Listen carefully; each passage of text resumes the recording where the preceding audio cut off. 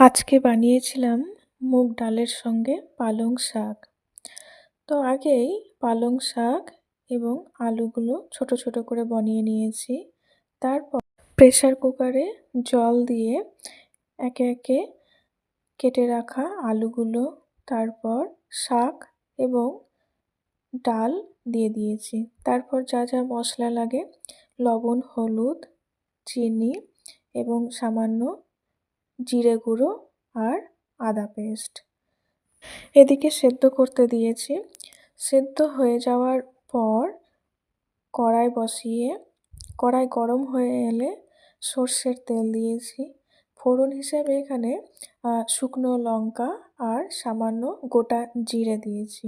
তারপর ছুঁকে নিয়েছি এবং গরম গরম ভাতের সঙ্গে পরিবেশন করেছি।